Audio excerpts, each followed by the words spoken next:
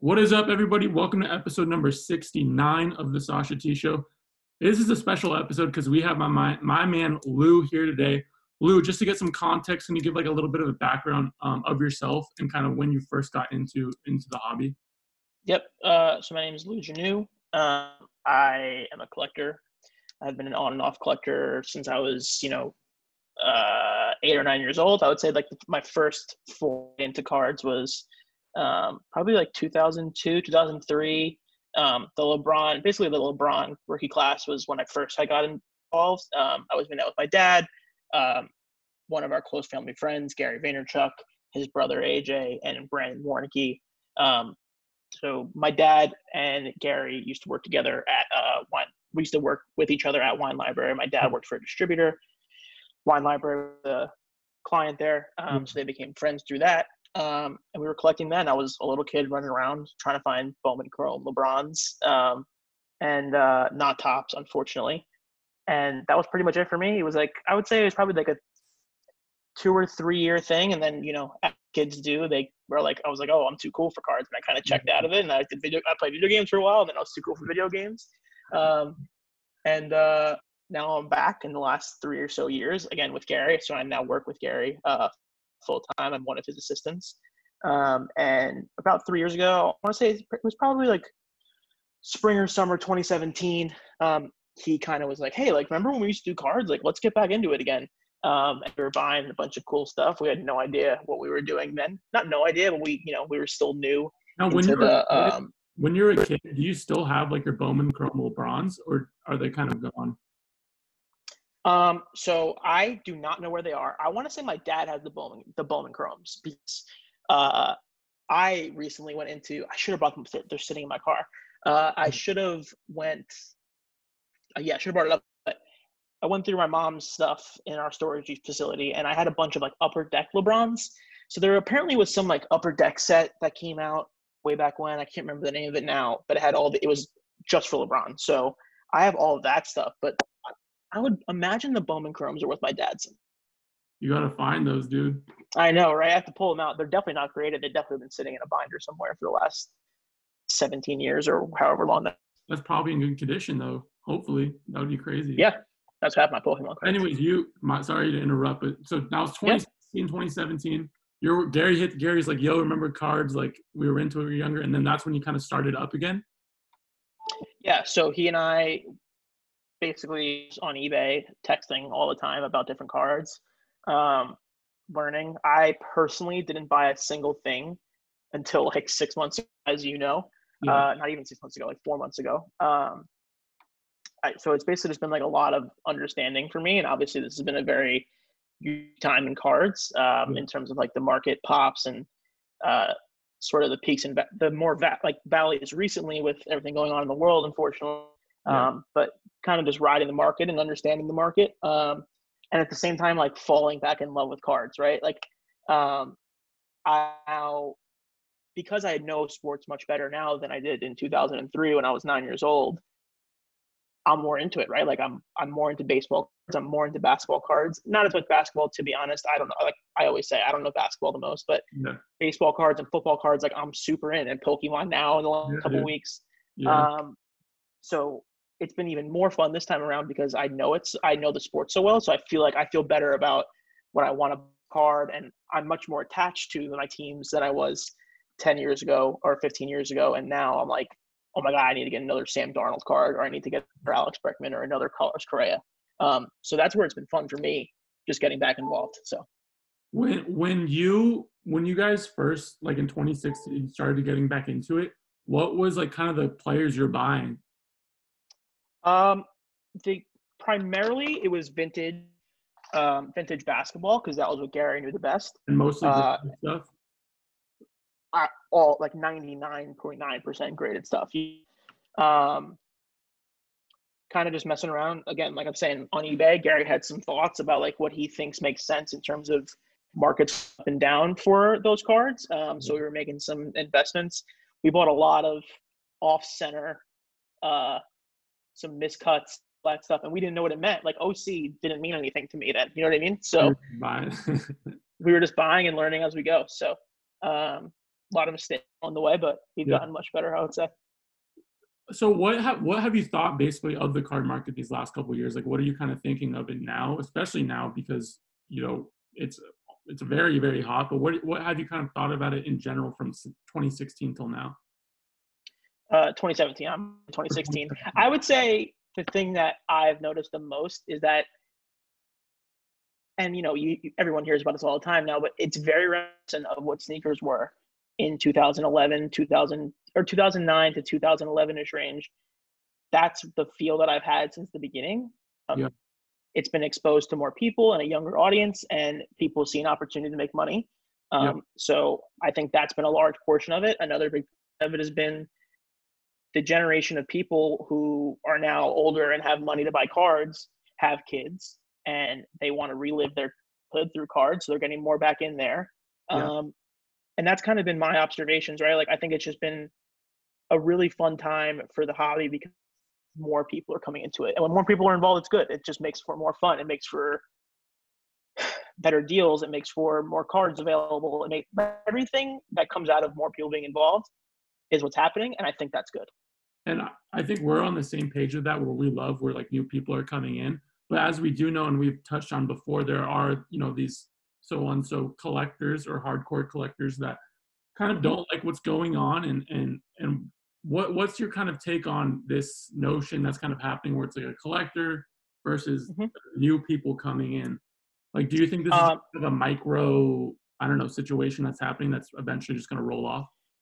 I think there's always going to be buyers and sellers in any kind of hobby where dollars exchange hands. Yeah. And then I think there's always going to be collectors. I would consider myself both. I Yeah. would say, and I think almost we talked about this recently as well. Like, I think almost everyone is both in some way, whether they sell a lot or they sell a little bit, Yeah. whether they sell to buy cards they want, or they buy cards to sell them and then get the cards they want, or they're just selling real quick to make a quick buck, and then they still have their PCs. Exactly. Like that's what I have. I sell some stuff. I'm making some money. I also have PCs. Like I said, I'm trying to find every single 2017 Alex Bregman Topps card that exists, and I want them all. So like that's like what I'm doing, right? Yeah. I think there's both, and I understand all sides of it. I fully understand people who want their hobby to stay the same, and I understand why there's people coming in and they're like, wait, I can buy a card on the Topps website for $20, or I could buy a Luka card for $30 and I could make a whole bunch of money on it. Like, wow, I get both of those, and I understand the frustrations on both sides. Yeah. And I think what we're seeing too is like when like the new people do come in and they do their flips and make money, they also then put that money back into like players that they actually want, because now they're finally understanding like the market of it, right? And then they're actually putting it back into players that they really like, which I think is really, really cool. So last summer you went to your first national, correct? Mm-hmm. Yep, that was my first time ever. How was that experience? It was amazing. I had so much fun. I will forever tell anyone. I've been telling people about it for the last year. It was arguably the most fun 5-day stretch I've had in a very long time. I got in there early on Tuesday. I got our table set up that Gary and I had, and a bunch of other people, like our whole crew was there on our table. I got our stuff set up. I hung out with some people Tuesday afternoon. Wednesday morning, I was at the convention center at like 7:30. Like, I was there 7:30 to 7:30 for 5 days straight. I got to meet all these people, because the other part of it was I was talking to a lot of people all the time, since 2017. So I finally got a chance to meet all those people in person. Aaron, Ryan, Ben, Midwest Box Breaks, like a whole bunch of people, right? Like, and that was the coolest part for me. I got to like finally get in contact with all these people that I've been talking to, and that's kind of the thing that I've been looking forward to the most. Is like, cool, everybody, like, I left and then I kept all these relationships with people that I've been speaking to, and I made new ones as well. So like, the coolest part to me about the National was that it was probably the only opportunity I have to meet and hang out with all these people in the hobby, because I know a couple people in the area who are collectors, but I don't know a ton. Mostly everyone I know is in different states. So I had a ton of fun. I highly recommend it to anyone who can possibly make it, whether you're nearby in Chicago or AC or Cleveland, or if you're lucky enough to be able to fly out to it. Like, highly recommend it. Thanks. What were you guys selling at the National? Like, what was it? A mixture of everything? I know you guys had that like last day you sold some Lucas off, um, but yeah, Yeah, what in general what were you guys we selling? were selling everything. We had baseball, we had basketball, we had football, we had some hockey. Um, we had pretty much everything, and we had a box of stuff that we were actually buying. So that was actually helpful for us because there were people coming over the table all the time, and we were able to say like, because how it goes, people are walking up like, "Hey, what are you buying? What are you looking for?" Blah blah blah. Yeah, It was good to have one box where we're like, "This is what we're buying." yeah. So that was fun, and then we had, I want to say we had like 6 cases full of stuff that we were selling all the time. And then obviously Gary released his set with Tops there as well, so that was a part of that whole week as well. So yeah, we were selling pretty much everything, And then everything except Pokemon, which we are now I am fully invested in. were you guys? I'm pretty sure I know you guys were buying soccer though at the National too, right? Yes, so that's all. I mean, I put all of that on Tyler Schmidt. He is the one who was like, listen, Yeah, like Mbappe, Sancho, Joao Felix, like Rashford, all these guys. It was all so cheap then, and not only cheap, I like didn't understand I still didn't understand like the soccer world at large. yeah. Um, that said, I still bought some stuff because I thought I trust Tyler blindly. So I was, we were opening, we were ripping wax. We bought like cases of Topps Chrome soccer. So yeah, we were buying that as well. No, like I would say in terms of buying, it was mostly Tyler and myself that week buying soccer. So it's funny because Adam from Heroes for Sale, he mentioned Mm-hmm. soccer to me over the summer, and I was like, wait, this makes a lot of sense. So I looked into it, and then and it was funny because he actually got that from Tyler. So it's funny how it like all came down. But when I put in like my 5 hours of looking into it, I was like, holy shit. And so I just fucking bought up. I bought up.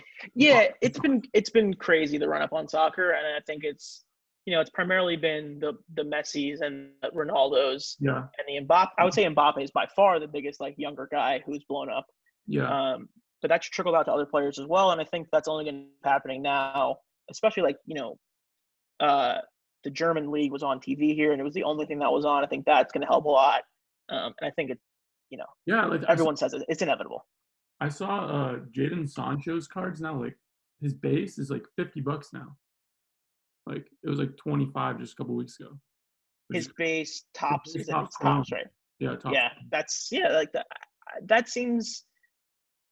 That seems. If you told me a year ago that it would be $50 for Jadon Sancho Topps Chrome rookie, I'd be like, "Excuse me." Yeah, what the fuck? Um, Yeah. but then again, I've been saying that a lot over the last 18 months. So Yeah. So something that's been a recent theme, it has in the hobby and talk has been Project 2020. mhm. What has been your thoughts about the whole thing that's came out and also about like the prices now, right? The stuff that released Yeah, first is now like yeah. It reminds me a lot of what happened with Tops Now. So when Tops Now first launched, right, it was all only. It was Aaron Judge's rookie year. So like some of the early Aaron Judge stuff that was Tops Now still has a super good resale value, right? So that sense to me, I, I that was kind of the feel I had when I first heard about it. I personally haven't bought anything. I know Gary hasn't bought anything either. Like as far as investing, we haven't done any of that. But like it's pretty cool, right? Like again, it's everything that we think coming. It's a different audience. It's an artist audience. Whether it's people like Keith Shore or Blake Jameson or Ben Baller, like it's all these people who have completely different audiences from the typical hobby audience, right? So it's been exciting to see, and I think the cards are cool. Like it's not all of them are for me because I just don't get some of the designs and all that stuff. But generally, and like at large, I think it's a real cool but project. have you also seen like the prices now? Like those like the Ichiro and the Trout that those first came out are now like I think the Ichiro's Yeah, so 4K now, right? yeah, it's like 4K or something. That's the last thing I saw on eBay. Or actually, like shout out Slab Stocks, like their Instagram. Um, but yeah, that's where I was saying with the Tops Now part. Like really, Tops Now cards hold a lot of resale value because those print runs are so small because people didn't know about it as much, right? Like what's the print run on the each? A couple thousand? Couple thousand. And what's funny is the Ken Griffey that just ended today. The print run was 99K, 100K, Mm-hmm. which is insane because now the Ichiro's a print run is a couple thousand. you might think that actually that card might be a little bit undervalued if you really want to think about it that way in terms of print run. Potentially, right? Yeah. Like I think that's how it's always going to go with early. The first time anything releases, whether that's Prism in 12 or Tops Now in 2017 or Project 2020 in 2020, the earlier stuff is always going to have smaller print runs, and then it's a matter of are people interested in those time. I agree, and I know I think we both agree on this, where this is just kind of the beginning with where it can go. I mean, we talked about what if Supreme drops a card, right? Like, Yeah.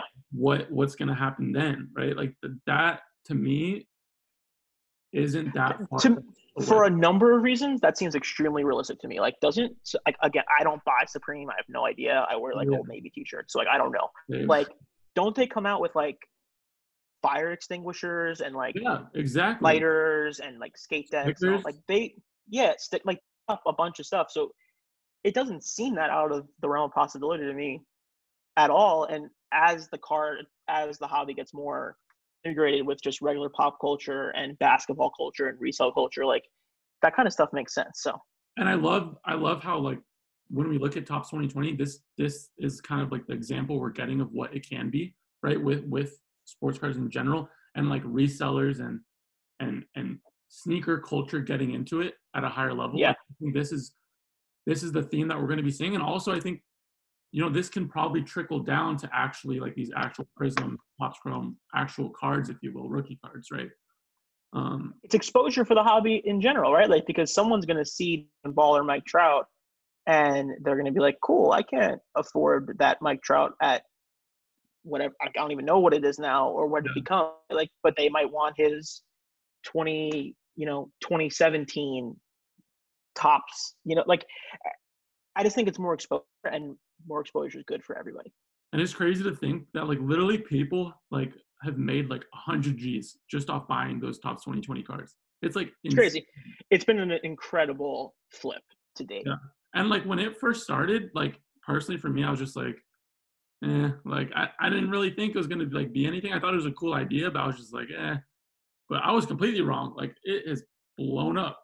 Like I didn't foresee the prices being what they are today, but I understood the appeal of it from the beginning. And honestly, I'm not gonna say I regret not buying anything, but I regret not buying anything. I mean, it'd be cool to have one like that. That first Trout is a cool looking card. Like, forget the resale card. I don't even care about that. Yeah. That card just looks dope. Like, I love the look of that card. What's funny is that like I've been talking about like some collectors about this, and some were like, "Oh, like fuck Topps 2020," but some were like, "Dude, I bought the card because it just looked cool." And that, at the end of the day, like, is a mindset that can do you really well, because if you have a card that you like, if it goes up or down in value, you don't care. And then they bought a card that they liked, and then boom, it shot up. So you'd really never know. Yeah. Again, back to Alex Bregman. I bought a lot of Houston Astros cards in the last year. You know how that worked out for me? Well, yeah. Like, I mean, I have a lot of Alex Bregman. I have a lot of Carlos Correa. I have a little bit of Jose Altuve, and that's it. Like, I'm not in a good spot with those financially, but those are my guys, so I don't care. Yeah. So somebody actually just asked, for you, Lou, what is the most undervalued player card in baseball right now? Most undervalued player card in baseball right now. Give a couple. Like, you don't have to give just one. Yeah, so I'll do a minors and a majors, right? Because that's one of the things about baseball I think that is unique for people who so far have only been exposed to like a basketball market. Yeah. The majors, I would say the most undervalued card, I think, relative to where Acuna is, I do think I love that Soto Topps Update card. I think Soto's like personality is like by far the biggest in baseball. On top of it, he's extremely talented and like really, really good. Yeah. So I just think in a world where more eyes are going to get on baseball now, right?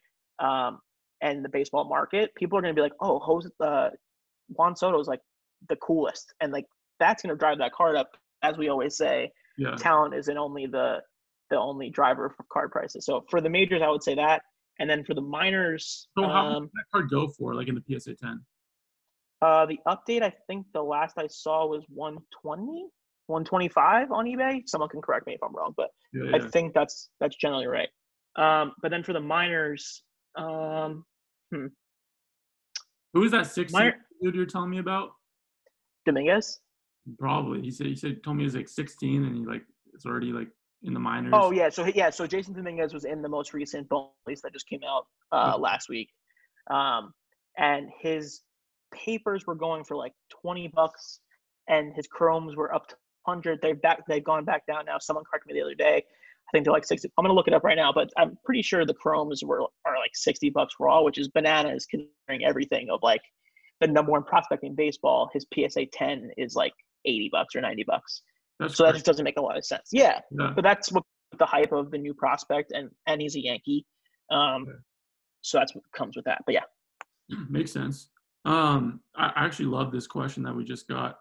What inning do you think we are in terms of explosive growth in the hobby? what inning are we in? Early, like top three, I would say. I would say inning 2 or 3.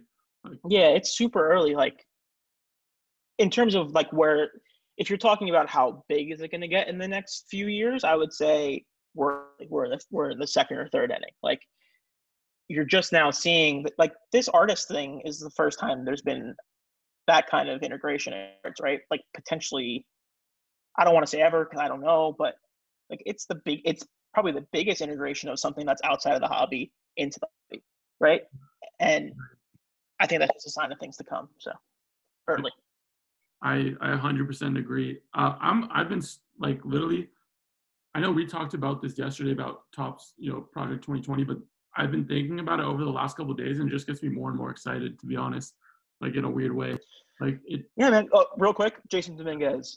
His last paper base card sold for $25, and who doesn't know, a typical top prospect, their raw paper sells for like $1 to $2 at most. And then chromes, the last chrome I see here is $65 for a raw chrome. Again, a raw chrome of a guy who's 16 years old is pretty bananas. That's crazy. Yeah. The thing with baseball for me, it's like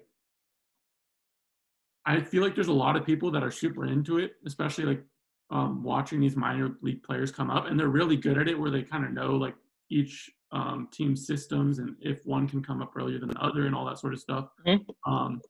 But I feel like if I just got into it a little bit, like then I would just dive in, and then I would just have like no time on my hands. But Yeah, I would say the reason why I like it so much is because I do play in this outrageous fantasy baseball league. So like I'm already aware of all these prospects, right? yeah, That's actually, it's funny. It helped us both ways. Me and AJ have been laughing about it. Like he was so early on Julio Rodriguez, who's now become this super high ranked prospect. Last year was his first Bowman. And it was before our fantasy draft. And then he stole him in our fantasy league for like $3. And then he bought a bunch of the cards, and those have always exploded. It's been pretty funny. that's fucking insane. So tell me a little bit about like your Pokemon journey recently. I know you've got me kind of high on it too, and I'm trying to do my kind of research on it. But like, I know you've been talking a lot about first edition. Um, how has that kind of been for you, and what are you kind of, and what are kind of the reasons you're starting to pick up Pokemon? So to start, the reason I thought about Pokemon at all was, I would say that was like my first thing. Like I used to love the anime, right? Like when I was a kid, Yeah, obviously. Honestly, I say 2003 for sports cards. When people say like when do you first get into cards, 2003, I think of sports cards. But honestly, Pokemon was the really first thing. It was like 2000, 2001. So um, yeah, like I was really into the anime. I used to watch Pokemon all the time. I had VHS tapes. I saw all the movies. I went to go see, the first Pokemon movie and all that. yeah, So that was the original thing. And then on top of it, it had been, the cards market wise had been in the back of my head for the last year, ever since we were at the National. Jameel, Mealy Pops, yeah, uh, in our IG group, he's been he loves Pokemon. He was saying then, like, you guys got to get involved. Like, it's really good. Like, it's super awesome. And to be honest, I just didn't put the time against it because I was thinking about other stuff. But yeah, like in the last few weeks, almost a couple months probably, I just been taking a look, and there's obviously a million different sets, and like that aspect of the hobby is a whole other thing, right? Like the sport cards are one thing, and then there's Pokemon, and there's Magic, and there's Yu-Gi-Oh, and all that stuff. yeah. So getting involved in that part of the community has been fun. and like making friends there and learning about all the different sets. And kind of what I landed on was the first edition original 102 Pokemon or 150 Pokemon. Those are the ones I think have the most like nostalgic value for people my age who are now buying cards. And if there's going to be something that rises, is there's going to be the Hidden Fates ones that everyone knows about. That one's going to pop. Yeah. But I think those early ones, they're rookie cards. Yeah. The first Pikachu, the first Charizard, which obviously Charizard everyone knows. Again, Charizard everyone knows, that one's super great. Yeah. The first Caterpie, the first Pidgey, like there's something to that, and I looked at that, and the prices just didn't make sense to me. Like a PSA 9 Onyx first edition, $16 doesn't seem like it makes a lot of sense to me. Because if you ask 100 kids who watch Pokemon what they think of Onyx, like Onyx is super cool. So that's kind of what my thought process was there. And again, I just ended up landing on the first edition, 1999, 2000 Pokemon game, Pokemon Jungle, Pokemon Fossil, Gym Heroes, those kind of sets. Now, like for the viewers, like I bet you like a lot of them probably don't know a lot about Pokemon. Like how have you navigated about like learning about, or maybe they do know about Pokemon, but they don't know about like market-wise, card-wise. How have you navigated like learning more about the market? Is it just like DMing people, like trying to talk to as many people as you can? Like the way I learned was I talked to a bunch of people, and I went to psacard.com and I went to the 1999 Pokemon game set, and I literally looked up every single card, every single Pokemon, and I'm like, first edition, cool, tell me all of those prices. I'm going to look at the last 3 months of all those prices, and then I set price alerts to see how things are going now, and that's it. And then I just kind of figured out like, cool, these are the general prices for these. This is kind of I think makes sense, and I took it from there. God, I love it, dude. I've been psacard.com is my best friend. Cool. Now we know. But I've been really fascinated with like, because you've been talking to me about Pokemon, and then like the more and more I look into it, I'm like, fuck, I need to like buy more. So that, I mean, I'm gonna say it again, I need to buy more. But Pokemon's fucking, I really need to like truly the first thing I thought of was like, oh yeah, like I loved watching Pokemon when I was a kid, and that was the first, and that's always like the first push for me into any. I told you the story about like I used to flip the Hidden Fates tins a couple months ago when they came out. I would go to Target, buy them all out, and then I'd literally sell the tins in my college parking lot to 40-year-old dudes with suits and a Beamer. Like they'd pull up, they'd buy like 10 of them, and they weren't for their kids. They were literally for like the 40-year-old dude, which I thought was insane. But like that's like the market for Pokemon. And when I bring up like 40-year-old dude with a Beamer, I'm bringing that up because we know that these guys now have money, right? When they were kids, they didn't have money to pick up these Pokemon cards or whatever. But now we're seeing these guys have money and they're willing to spend a lot of money into Pokemon, which is insane to see. Yeah, it's super great. And again, I think like those 40-year-old guys were 20 something in 1999 and 2000, 2001, and they're like, oh my god, Pokemon super cool, and they're just getting back into it. It's all cyclical. That's the number one thing I've realized. It's all very cyclical. Yeah, and then I just forgot about another thing was like when I bought a LeBron Topps Chrome and a Luka from somebody, and I was like, why are you selling? And he was like, I want to buy a what was it, a 1999 first edition Charizard. Yeah. Which is, in my head at that time, I was like, he's selling me LeBron and Luka for a Pokemon card? Like, yeah, it makes no sense. Like now, when I look at like the Charizard and how rare they are and what they're doing in the market, I'm like, fuck, like that dude's a smart man.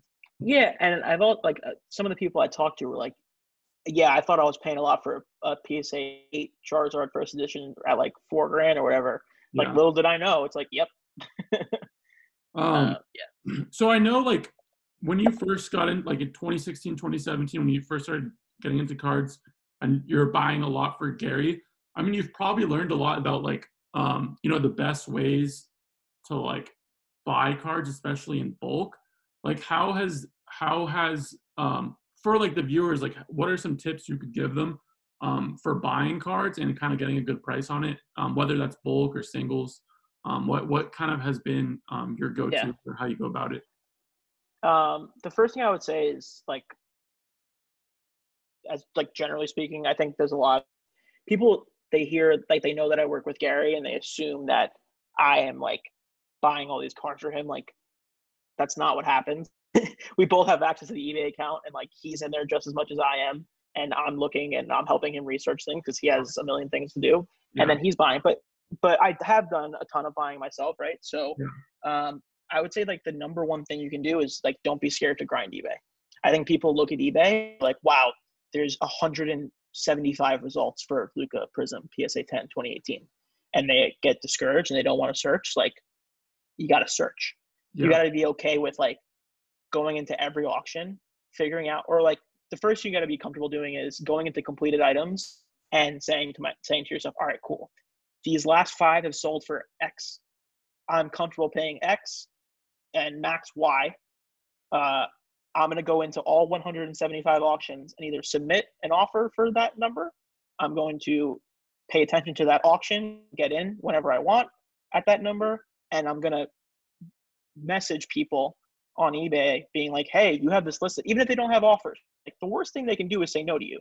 Exactly. So I hit up, Card Hops on eBay, and I'm like, hey, you have this Luka for 580. Like, would you sell it to me? Would you consider selling it to me for 500? Yeah. Worst thing you're gonna do to me is be like, no, get away from me, and that's okay. Yeah. And I think people need to get comfortable with that. Myself included, that was a huge thing for me. I'm the worst when it comes to like, I don't want to like have an uncomfortable situation, feel like somebody's like mad at me or whatever. Like, I'm the worst with that. Yeah.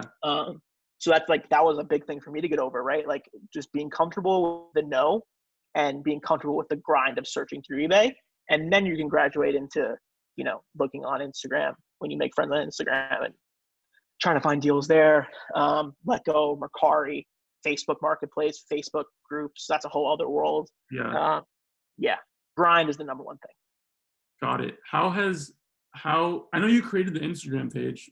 What's it called again for our viewers? At Car Flipping. I just made it the other day. Thank you for the shout out. No worries. Yeah, I just made it. Part of that for me was like, I've been talking to all these people for the last couple years, and everyone has an Instagram account that is their personal account, and they have their cards account. I was always like, there's a reason for me to make another Instagram account. It's a whole other thing I have to look at. Like, I don't want to deal with that. Yeah.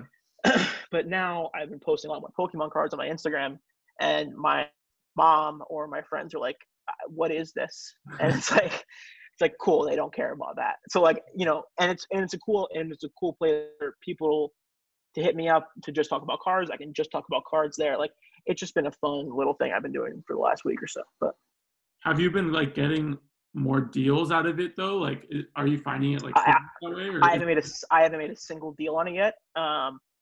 It's been, I would say the advantage so far for me has been, it's been a cool place for me to post my cards that I have for sale. And it's been a good place for me to,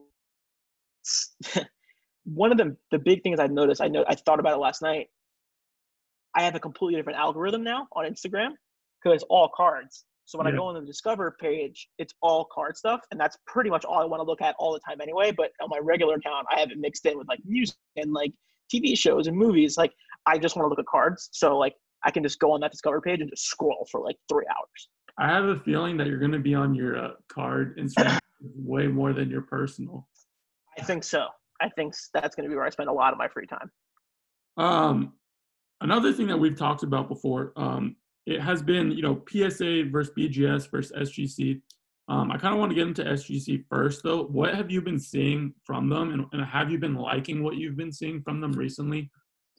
Yeah, I think SGC is really cool. They're a different entity from like your typical PSA or BGS, which has its pros and cons, right? Like, if you're a seller, you get your most money on PSA and BGS typically. I think that's changed a little bit in the last few months. So from that standpoint, it's a little bit of a downside, but from an upside perspective, they were doing the seller ready images. Like, they're scanning your cards to you and you have those pictures ready to go. And for someone like me who has horrible lighting in their apartment and doesn't know how to take a picture of a card, just being able to be like, whoop, whoop, is like really awesome. Yeah. The labs are a completely different look and feel, right? Like, BGS and PSA have very, very similar looks in terms of like the clear background, except that the black slate is kind of a different feel. And I think it has some like thumb stopping power if you're scrolling.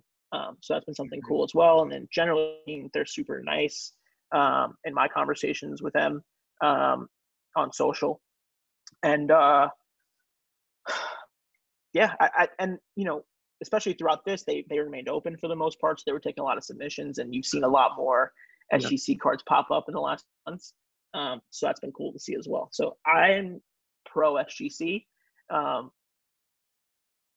in a big way. Yeah, I think I've liked everything they've done so far, especially from like not only like a marketing perspective, but from like a customer service perspective. I mean, like as we know with like PSA and BGS, you're coming back when they come back. But I feel like with SGC, they're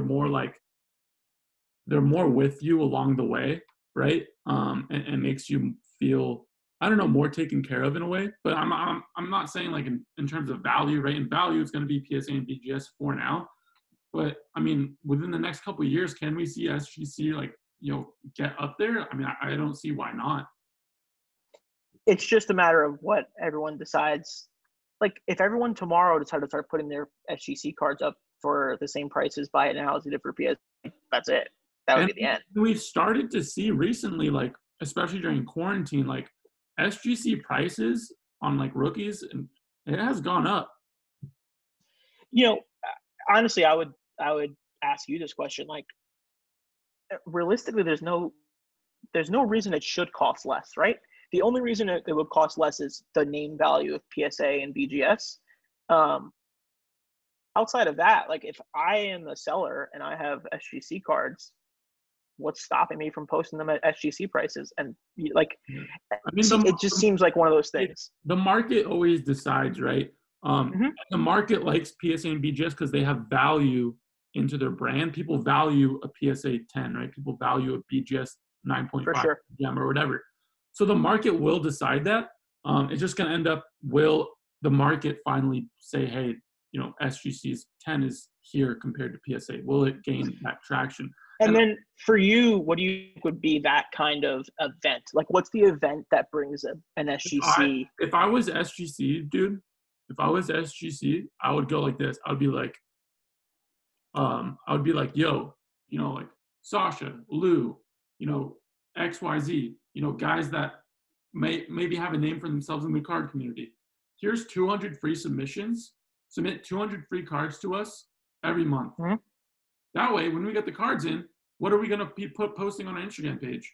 SGC label cards. What's that going to do? More people are going to sub with SGC. It's just brand awareness and all that stuff. You know what I mean? Yeah, but I think I think about like, if I'm getting 200 free subs, I'm not even not even me wanting to, I will promote SGC.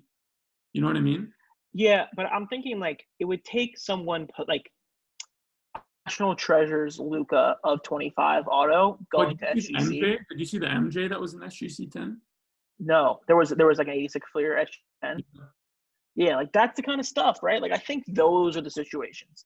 It's gonna be more of like, we're already seeing that happen. I just really think that once we're seeing it more known, especially with well-known guys, I think that's when we're gonna really start seeing it more. Sure. And again, their turnaround time has been getting a little bit longer recently. I've been seeing. Good. That means they're doing pretty well. That's yeah. So I mean, we'll see how it goes. I mean, PSA and BGS, I grade 99% of my cards through PSA. So that's kind of my what I go for. But I wouldn't be opposed because I think with SGC too, it's the matter of volume. Like if I can go buy, some like lower tier end cards off eBay, clean them up, send them to SGC, and I get, I don't know, an 80% gem rate, and I get it back within, 10, 20 days, that's a good volume where I could just be constantly getting money in, going out. I mean, that's a play too. I know like Investicard, they're doing like a partnership program. I don't know if you heard about that.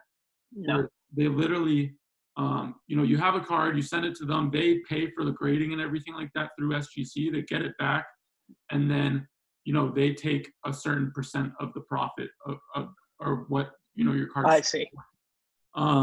So I don't know, a couple people more do that. I think it's going to be exciting. I think having 3 like well-known grading companies I like that better than just having PSA and BGS, to be honest. Yeah, I mean, realistically, the only thing I care about is getting. I I have two minds. There's two things that matter to me. There's from a collector standpoint, I love the idea of like the best possible grade. I want the strongest grade. What do you I think? want to What know do you think is the best slab out of all three of them? the best, Like, the nicest looking slab. Personally, I still the PSA slab. That's just me. yeah, Um, I would say, I but I do like the B. I like the SGC one too. Like it's, I don't know, it's tough. I think the PSA one again, it's the brand loyalty and like the brand awareness thing. Like I just know that one the best, and it yeah. seems the cleanest in my mind. Where is that going to be in months or a year? I don't know, but I generally prefer like the least plastic around my card as possible. If that makes sense. And to me, the PSA slab is like the most minimalistic of all of them. Yeah. What do you think about, PSA turnaround time so far, though? Do you think that they need to, open another location, which I think, I don't understand why they haven't opened another location. What Yeah. are you thinking on that? To me, like, sure, I would love another PSA location. I prefer they keep the integrity of their grades. Like if their turnaround times are going to be slower because they have less locations, they only have so many graders who they feel comfortable with, then that's the way it is. Like, are they going to be able to? Should they try to train more people? Absolutely, right? And I think that's going to come with time. But in the meantime, I'd rather not get more grades just for the sake of getting more grades. I'd prefer the better grade in terms of, like, there are people who they feel comfortable with grading the most. I want those people grading. I understand. And they can spread those people out so far. They Yeah. can't send the people. If I don't even know how big their offices are, right? Like if they have 10 people grading in California, they can't just send those five of those people to wherever and expect more stuff to come out. You know what I mean? And yeah, so I would love more graders. I would love faster grades, but I understand why the process is what it is now. One thing that I thought was interesting when I was first learning about grading was like literally people physically look at your card. What do you think about, do you think they'll be able, one of the companies will come out with some sort of like scanner or something like that? I know there'll be problems with that where like different cards, you can't stand the same and all that sort of stuff, but do you think like, let's say in the next 10 years, we're still going to have physically people grading it? Or do you think, they're going to add some sort of technology to it where There's bound to be some sort of technology, right? It's a matter of how comfortable is PSA, BGS, SGC, XYZ grader with the technology, and then how can they make the public feel comfortable with that, right? Because again, it's like people are used to, they know what they're getting when they submit the PSA. They know they're going to get a person, they're going to get just sitting down, looking down and looking at their card. Realistically, a computer grading the card is going to be more accurate and more consistent than a person, but it's just going to be, it's a matter of the public and the companies being comfortable with a computer grading the card. I personally believe that's the best and most consistent way to do it. But I think, in 10 years, there's still going to be people grading cards for sure. Got it. Yeah, I would really want to see, and I know there will probably be like a bunch of problems within the beginning, but like having like an app or something where you could like, I don't know, some sort of like scanner or something like that. I know like there probably in the beginning will be ways you can manipulate the scanner and all that sort of stuff, but I would want to Inevitably. I would want to see something like that because I think I think that would be something very interesting. Like you scan it, you get your grade, you send it in, they give you the slab, and it comes back. Yeah, one of the most common complaints and negative conversations I see on Instagram and Twitter every day is, I looked at my card and I thought it was a 10 and it got a 9. It's like, cool. Number one, I get it. You've been collecting for a long time. You have a pretty good feel for that stuff. You don't know better than them, right? You just don't. Or like they have the most authority. So it doesn't matter what you think your card is. And number two, like the other side of that coin is, in a world where consistent computer grading your card, there's going to be no more conversations. There's no more arguments about, I think my card should be a 9. I think my card should be a 10. That card looks like a 10 to me. There's no more of that. And Yeah. that's just one less excuse for everybody and one less thing for everyone to complain about. And the less things people have to complain about, I think the more positive everyone and the hobby will be in general. And I think that's a positive. So I 100% agree. I've never understood that, man. Like I look at this card and I think it's a 10 and it came back a 9 and I'm angry. It's Well, like, so a lot of the time, dude, like I tell people this all the time. I'm like, how long do you realistically think PSA has to look at your card? They literally only have 30 seconds to look at your card. Literally. That's it. They're not examining. but by the way, I trust PSA's 30-second look more than I trust anyone else's 25-minute look with their bias of this is my card and I want a 10. I agree. But I'm saying this, like, look, you get a 9, and this is just from a personal aspect. You get a 9, crack it, resub it, see what happens. You know what I mean? Well, that's one of the downsides of. If you think it's a 10, you know what I mean? That's one of the downsides of human error, right? Like you can just keep resubmitting. In a world where it's a computer and it has very strict parameters, you can submit it till the cows come home. You're gonna keep getting the same. If I had a LeBron James Topps Chrome 111 and I thought it was clean and I keep getting 9s, I'm gonna keep sending that thing in personally. Well, for you, you're doing that because you want to sell it for more money. But isn't there a certain there's a certain number it's no longer worth it to submit it?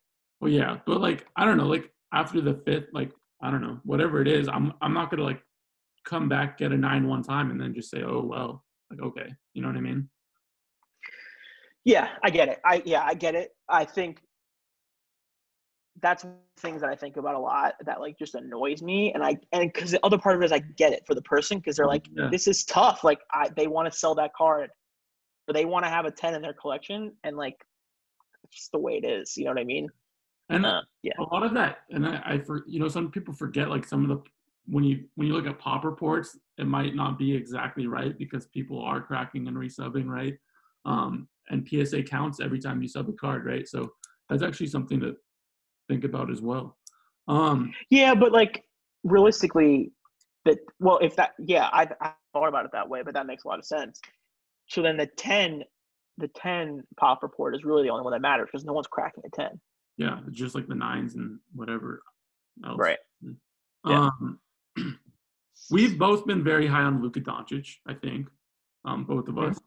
What do you like about him personally? Like, what are the kind of things that you really like? I like his play style, and I like the fact. What do I like about him from I want to sell cards perspective? I like his play style. I like his popularity. I think kids love him, and then I like the fact that he's European. European players historically have a bigger. There's just more people who care about them than here. Yeah. So those are the 3 things. That's it. His play style, kids love him. People like there's little kids running around with Luka Doncic right now, and he's European. That's it. But I just do think he's a buy right now, just because there's going to be a lot of attention to him in the future, right? 100%. So I know actually you've kind of been going over this recently. I always ask like everybody this: how are you dealing with eBay tax? Are you trying to, what are kind of the ways you're avoiding it, and what are the price points where you're like, all right, I got to get around this?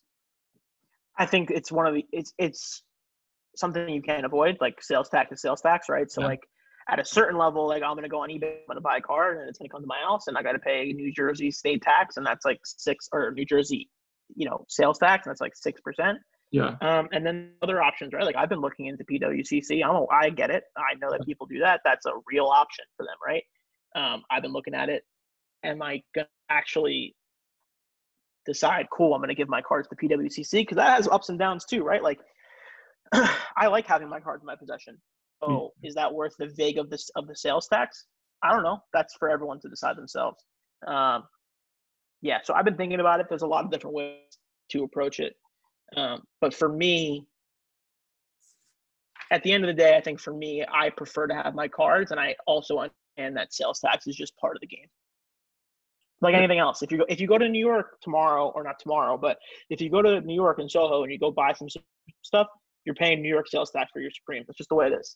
So it's kind of like cost of doing business, Yeah, I agree. I think on like the bigger stuff, like, and have you tried to take people off eBay? Have you been doing that, or are you kind of like still. Again, like it's an option, right? Like I've had people hit me up and be like, "Hey, da da da da," and people have said to me, "Hey, do this X Y Z."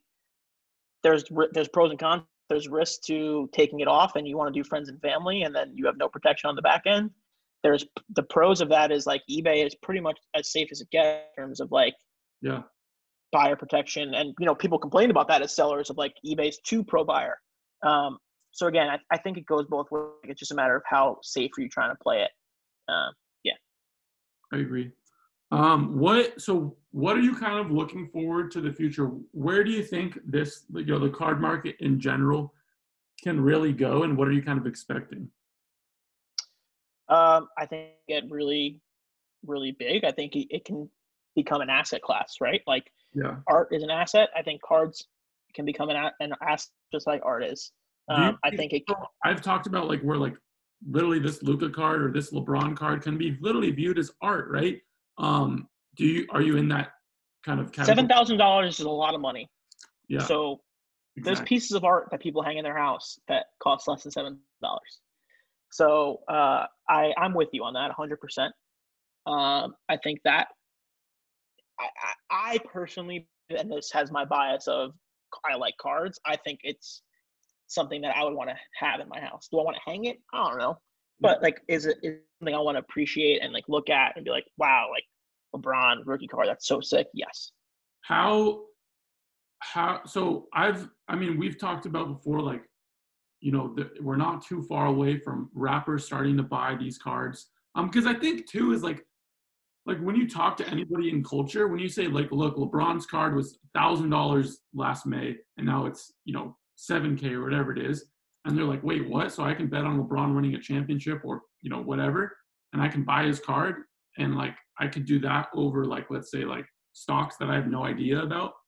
Like, do you think that can come into play where it's like, dude, like rappers will be more attracted to cards, and therefore it'll become more like cards will become more intertwined with culture? 100%. I think everyone's looking to make money, right? So when you hear 1,000 to 7,000, you're gonna be like, oh. And when you're a rapper who has the finances to put a lot of money against $1,000 basketball card, you make that decision, right? That's what I would do. Like, you know what I mean? So I think that goes in the same hand as the asset class. People who buy art, there's people who buy jewelry, there's people who buy gold bars. You know what I mean? Yeah. I think it's just like that. Interesting question. Who do you think will be the first rapper to post or have or post or something where people know that they have sports cards? Who's the first rapper? I don't think I've seen anybody yet. I don't think so either. I don't know anybody. No, like there's baseball players. I know that. Like there's a bunch, and there's like football players who have cards. I know that. Yeah. I'm trying to think of like who would be like a good person who would have like a card. I feel like Lil Dicky would have like fucking like Luka's just like, and he'd be like trying to ball Luka's like just making a joke. That seems like it makes sense. On his bed, and then it'll be just like Luka. Yeah. There's like a bunch of like, or like the joke would be like he has like a bunch of like 2018 or like 2019 like Luka prisons, and he's like, I got all this Luka. You know what I mean? Like yeah. Dude, I really feel like we're not far away from that, dude. Like literally having some sort of like, it just seems like it's the next step to happen. I would say like if Lil Yachty fucking posted like him with a LeBron card, like I think that would be insane. Like personally, just from like a viewer's. Yeah, it's all awareness, right? Like who has like there's only so many people who have more eyes on them than Lil Yachty, right? So it'd be dope from a collector standpoint in that like I want rappers to have stuff that I have because that's cool. You know what I mean? Well, and then like LeBron, like he buys his own rookie card, like in a hat, like that would be insane. Yeah, dude. Like I don't know. I that just seems like it makes sense to me. Like if I was a professional athlete, I'd 100% buy my cards. Forget the money aspect of it. Like I would just want to have my card. It's also really dark in here. I'll light on for 1 second. Keep going. I can hear you. No worries. Again, guys, we're with my man Lou. Super, super grateful to have him on the show. We're talking sports cards. Super excited. I'm back. All right. We were talking about rappers, I believe, right? Yep. Okay. We're talking about NBA players. Sorry, I kind of lost my step. We're talking about NBA It's okay. players. Yeah, NBA players, rappers, cards is art. That's where we were. Alrighty. Let's go with this. Luka Doncic has to buy one card from his same rookie class. Who is he buying? So it could be Shea. Trey. The answer's Trey, right? It has to be. Who are the so I'm on the feeling it's in that class it's Luka, then it's Trey, then it's Shea, I would say, 3, and then I would say Michael Porter Jr. ish. Am I missing somebody? I feel like Colin Sexton's in there. Colin Sexton's an option there too. I think the only other guy I could think of is like Devontae Graham in that 18 prism. I think Devontae Graham like hit his peak though, like in terms of price.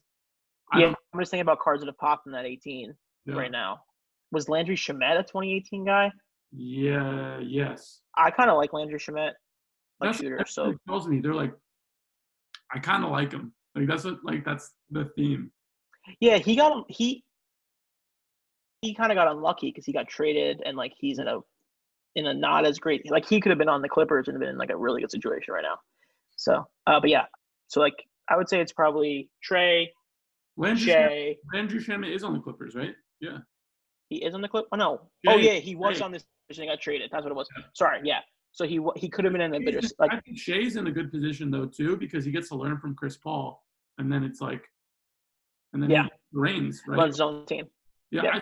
I think Shea is actually a guy to really look at right now because he's going to be in the playoffs, and I think they play Utah first round. Don't quote me, but well, it's TBD, right? Like, isn't there like they don't know what to do yet? There might be like a 5-game, I guess, like. So, but I was also listening to, I don't know how realistic this is, but I was listening to a podcast and they were talking about doing like a tournament with like group stages. Dude, and I saw Mark Cuban say he'd want that, which because the Mavs are a 7 seed right now. But if they played 5 games, I'm betting on Luka going off and like winning all like at least 3 or 4 to the 5. Sure. Because so right now they're playing the Clippers. Right now they play the Clippers. That's a tough matchup, but I think a lot of people are underestimating the Mavs. But if they can somehow play like the Rockets, I think the Mavs win that. I really do. Yeah, I mean, personally, from a viewer standpoint, I would prefer the group stage thing. That seems like way more fun. Yeah, I agree. I just think with the player, like the Hawks aren't going to make the playoffs. So like how – I know Damian Lillard said something where he was like, if there is something like that and I have no chance to get in the playoffs, why would I play in those? But that's the reason to do the tournament. Yeah. Because if you can't make the playoffs, why would you play? But if you're going to do a fresh tournament, 30 teams or whatever, and you put everyone in groups, you play everybody twice, and then you advance. Like, that's the only way I would say to give everyone a fair chance. And then, but the other side of that is the Bucks going to be like, well, then what the hell fucking play so hard for all year long? But, yeah. Yeah, I agree. Now, this has been amazing. I appreciate having you on. You've been dope. What is one card that you want that within these next couple months you want to acquire? That I want to acquire? You personally want to acquire. It could be, worth nothing, but it's just a card that you want to acquire, or it could be worth something. Just you personally, yep. What is a card you want to have in your collection? So there's two. I know exactly which ones they are. One is a Sam Darnold Kaboom PSA 10. Okay. I've been staring at this one. If the person who has this card is listening to this podcast right now, I'm dying to get this card. I think it's listed for like $500. I've offered him like 300, 350. I don't remember how much I've offered him, but I want that card bad. Figure out his Instagram and like try to like navigate. I want that card so bad, bro. Like, it's so cool. Kaboom is like my favorite card design, I would say. Did you see the Mbappe Kaboom that I got the BGS 10? Have you seen you have a BGS 10 Kaboom? Dude, it's Mbappe. Have you seen it? I need to see it. Get it. Yeah. So that's definitely my number one. You ready? Let me see this. Wow, that's so. Did you buy that or you? I bought it off of eBay in February, bro. Dude, this lighting doesn't do it justice. I'll send you a picture. Like, I've seen Kaboom soccer. They're sick, dude. Kaboom is so awesome. and it's a BGS 10, bro. You know how hard like Yeah, Kaboom that's insane. Kaboom has so many surface issues, bro. Like, it's just Yeah, because of the. That's insane to me. That's a sick card. so it was on eBay on February, right? And I was like, all right, no matter what the price, I'm buying the card. Like, nobody's gonna outbid me. Like, it's just not gonna happen because this does not come up like every day. You know what I mean? Hey, there's a good chance you'll never see that card again.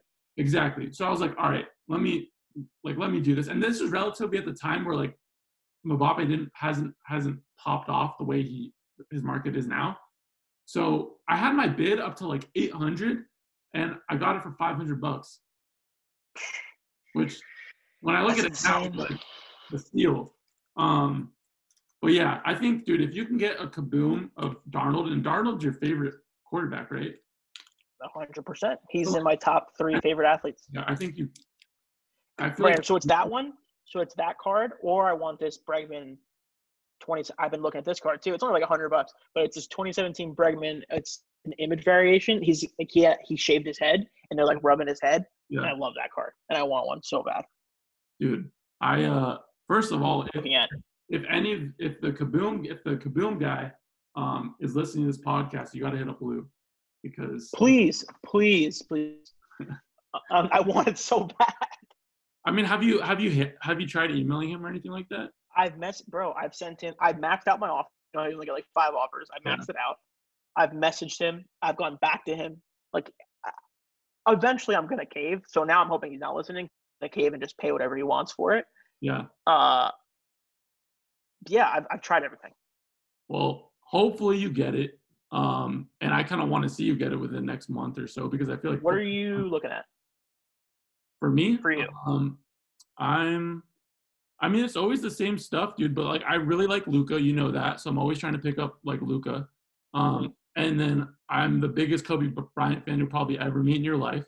So I'm looking for a Topps Chrome Kobe with like not too much greening, which has been a challenge recently for me, because that card is notorious for having greening. And there's also the factor of like, will a non-green card eventually green?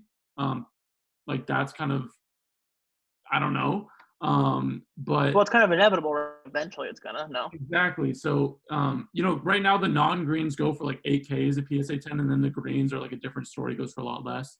I have like a good amount of his Topps, regulars Topps PSA 10s, but I just kind of want some, a little bit something, bigger. So I'm looking for Chrome is the coolest thing. Yeah, a nice Kobe, and then Luka's, and then a LeBron. I'm looking for like one more LeBron Topps Chrome PSA 10, because I think that struggling out here, bro. You and me both, bro. It's so. I remember we were talking about it a couple of weeks ago. Like, when I was picking it up, it wasn't difficult, and now like these last, I'd say like 2 weeks, it has been very hard. You can't find I can't find anything. Nothing. No matter what I want, I can't get it. It's crazy. Yeah, and then the ones that are listed are already at like 6,000 and above, with still like a lot of time left. Yep. So hopefully, we can. But you know what? We're gonna look back on this conversation in 6 months after the Lakers win the title, and that card is gonna be like 11, 12,000. We're gonna be like, damn, that 7 look pretty good right now. Yeah, that's why I have 2 right now, and I'm like, dude, I need to fucking get another one. So maybe I'll cave and pay a little bit more now for that whole aspect. We'll see how it plays out. My bank account. Are you getting like his Lakers stuff? You know what? I have a few. I don't have a lot. I've been getting a lot of KD first year Brooklyn stuff, as you know. But I do think that and I talked to somebody else about this. His first year, LeBron's first Prism card, that Laker card. The Heat card. Not the Heat card, his first year Laker card. Oh, you said first year Prism. Sorry, go ahead. My bad. No, but his first like Laker Prism card, right? that card I think is going to be very liquid come playoff time, because I think a lot of people who are first going to be getting into this aren't, and a lot of people in general aren't going to be able to afford his Topps Chrome card. So like I feel like in their heads they'll be like, oh, first year Laker like Prism card, like that. I think that card will get hot. But what do you think about the 2018? Because it says Lakers, but he's still in a Cavs uniform. I don't see too. I personally don't see too much value there. Like, I mean, there's still I think it's weird. I think it's like one of those things. It's like year LeBron card where he has like that Cavs jersey on. Yeah, it's like that. I don't know. It's just like that's like one of those things. And like, again, the market decides, right? And what I've seen in this hobby is like once people catch on to something, the rest jump onto it, right? Sure. So if you think that, or if any one of you guys think that card is undervalued for the reasons he mentioned, dude, like, well, might as well buy I think it's kind of cool. Like, I like that one. I really like his 2013 Prism. I like that red Heat jersey. Yeah. And then I think it's 2016 where he has the orange Cavs jersey. I think that one's cool too. I just like that pic. I like that like photo. Yeah. And I know a lot of people, and I think you have a decent amount of the Laker like Prism for LeBron, right? Yeah, I bought like 10 or something like that. Like I know a lot of people are grading those. I mean, I just think that again, when his Topps Chrome's at like whatever it's going to be come playoff time, when they see like, the LeBron in a Laker uni and it's a Prism card, I just think that people are going to be kind of gravitating toward that, especially not just because the Laker uniform and its Prism, but also because the price point is going to be a little bit less, a lot less expensive compared to his top. Yeah, but like, what do you think a PSA 10 silver LeBron gets to in a World the title? I think I can get to a lot. I think it can get pretty crazy, dude. It can get very crazy. And but if that's the case, the base follows that. That's always how it goes. I agree. And also, a card that I talked about a lot, 2018 Select with LeBron in his Laker uni. That's a good card to pick up because Optic popped off. You already know that. Prism's bound to pop off. Nobody's talking about Select right now, and it's right there. How do you rank them in terms of like cards you actually like? Because they're very distinct. Those three. What do you think is like your personal ranking? From like Prism and all other stuff? Prism, Optic, Select. For basketball? Yeah. In terms of like value or in terms of personally how I like that you like? To be completely honest, I think Select has the best looking card. I really It's the cleanest, right? It looks good, and I'm telling what I've seen in this market where Optic pops off and Prism's already there, I think Select slowly is just becoming a little bit more undervalued, especially because the look of it, I think it's just bound to go up. Like it's a top 3 basically like card, right? Like and it's gonna be top, like the graded ones, like it's just going to be. When I talk to you about those KDs and the even the numbered stuff, like you can pick up those on eBay and just slowly start stacking those, and I think that's a good buy personally. I think Select is a beautiful card. Again, they have a couple like different variations, which gets a little bit like confusing. But once you learn that, I mean, I think. What do you think about raw flipping? Like, I think that's interesting for people because there's a lot of raw to grading. No, raw to raw. So let me tell you why. So I think there's a lot of people there's a lot of kids who are 14 to 17 who have $200 and they want to buy. I think raw's great then. If they're trying, I think raw's great. Like, I think people look down on it, and I think that's a mistake. Like, I wonder. I do think a lot about people who aren't going to buy graded cards. They just don't have interest in buying graded cards. Whether they don't trust it, they think it's too expensive, etc. I think the money is there for raw to raw flipping. I think the reason why I would say older people don't want to do it is because they don't want to put in the work for that, right? And I think the younger kids can take all that money. 100%. I think raw is awesome. I love buying raw. And then what they can do too is like they can figure out, oh, this one looks really nice. Let me send this one to PSA that I probably know is going to get a 10. Send that one in, flip the rest of the raws. And flip the other ones. Yep. And then they just start getting into the game, right? Yeah, I just think it's a opportunity for someone who, like, I was literally just talking to my friend about this. He's like, I want Luca's, but I don't have $550 for a PSA 10, and I want to have a lot of them because I know the money is in the bulk. And I'm like, cool. Then you need to then, like 150, I think, right now. but like, but no. So I'm like, oh, so you should go buy like raw hoops Yeah. Yeah. and like flip hoops and like that kind of thing. I think is underrated and a good way to low risk enter the market and learn how the market operates. I think one thing that people fail to realize is, especially for like, I'm seeing a lot of these 13, 14-year-olds DM me, they're learning so much at a young age, not only about like Yeah, they're grinders. supply, demand, business, marketing your cards, like dealing with people, communication. Like there's so many things you're learning. Like I wish I was doing this at 13, 14. Like Bro, I had a kid come up to me last week and ask me about forming an LLC to sell their cards. I was like, excuse me? You want to form an LLC to sell your cards? How old are you? Like, I didn't even know what an LLC was when I was 15. Like, are you kidding me? I'm telling you, and I think a lot of it is also coming from sneaker culture.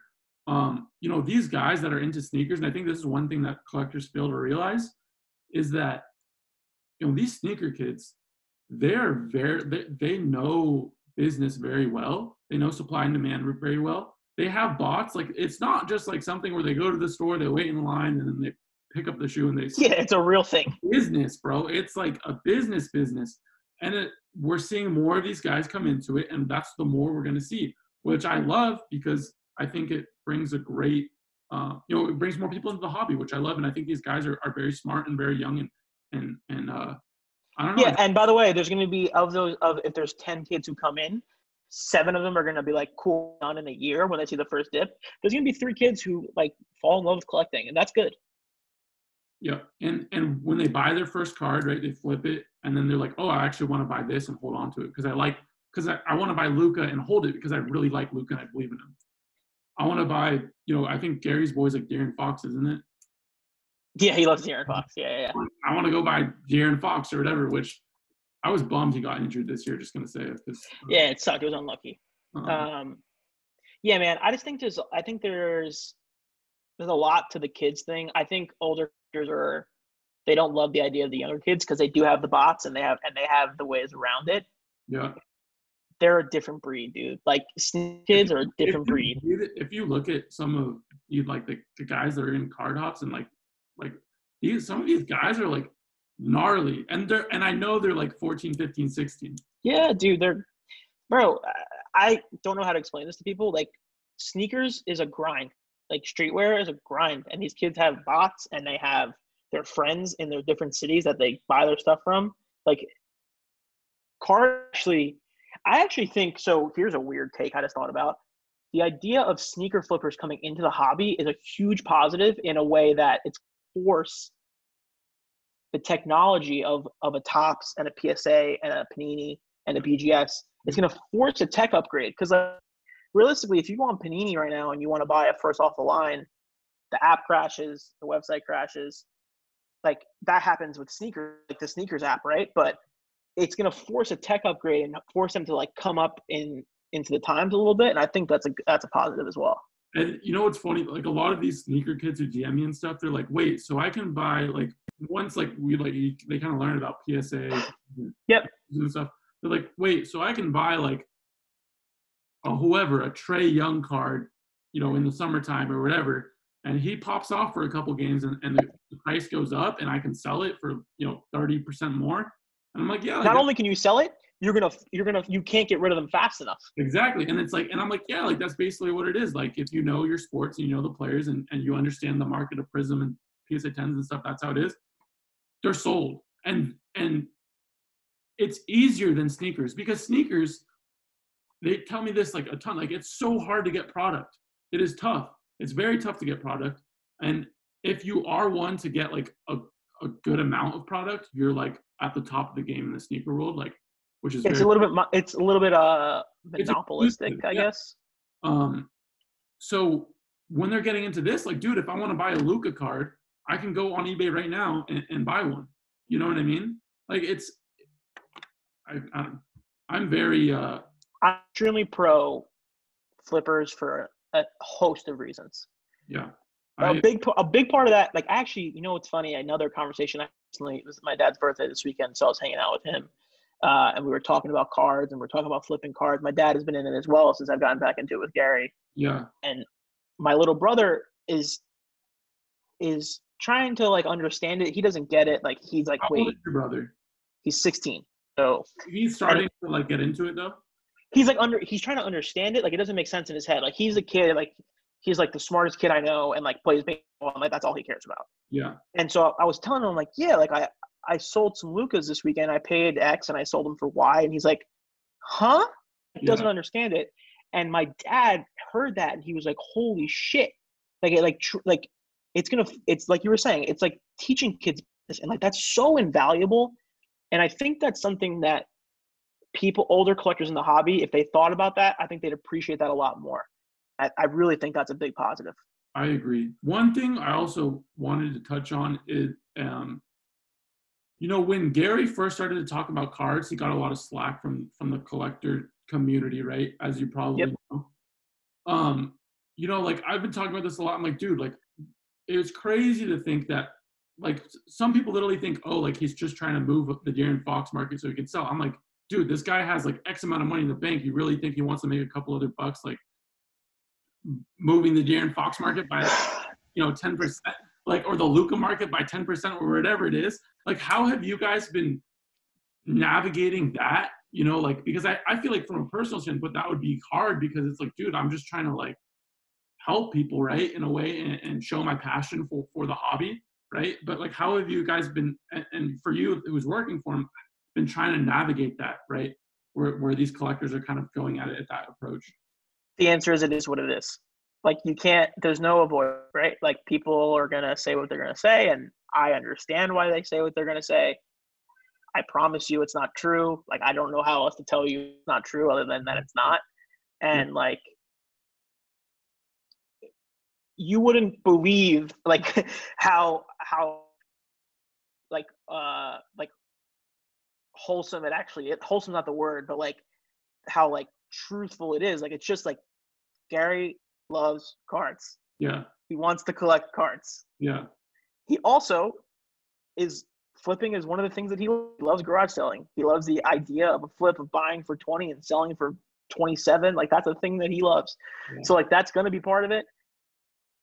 I don't care what anyone says. Flipping is a integral part of this hobby. So I get it. And you kind of just take it as it comes. Yeah. You know, kudos for you guys for kind of like being cool with that, because I feel like I would just be like, what the fuck? Like, what do you like? It's not me. It's not me. I don't get it. I mean, yeah, sure, but like nothing comparatively. Yeah. I don't know. I mean, I think we're seeing less and less of it though recently, but I think in the beginning it was just like very weird where people were hating on it. And here's the other thing, right? Again, I get it. Like it's a small group of people. Yeah. And they all know each other, and everyone talks, and everyone knows each other, and they see this new person on the block, and they're like, "Wait, who's this?" I get it. I fully get it. The only thing I can say is it's not what you think is not true. Exactly, and that's, you know, again, like I go to the whole point of like, look, dude, to any collector, it's like, you really think this man is like, who has like, you know, decent amount of money, right, is trying to move a market by, you know, X%? Like that doesn't, you know. That's like a waste of time, you know, for someone. It's also like not nice. Like, like nothing about it is something that any of us would do. Like, it's just so not real. Yeah, I agree. Now, I think this was a fantastic episode. I think we might as well just end it here. Hopefully, you can come on again, because I think Please, bro. We had a lot of context for not only new people coming into the hobby and trying to learn about all this stuff, but also for collectors and flippers and investors. I think we had something for all of them in this episode. So Lou, I appreciate you coming on. Where does your card account on Instagram, and then what's your personal? Yep. Thank you for having me. I had a ton of fun. I'm glad we did it. And I know we were talking about it a couple months ago, and I'm glad we actually got to do it now. But so my cards Instagram is @cardflipper. So CARDFLIPPER. And then my regular Instagram is my name, Lou Geneux. My last name is weird. It's Geneux. So at LOUGNEUX. Would love to talk to people. Like, my favorite thing is talking cards, as you can tell. Yeah. So I'm always down to chat, and I appreciate it. Yeah, no worries. If you have that Sam Darnold kaboom. Yes. If you have the 10, I'll take a 9. I'll take anything at this point. I just need that card in my life. Exactly. Hit up my man Lou. You know his Instagram pages. And we'll see you guys in the next episode.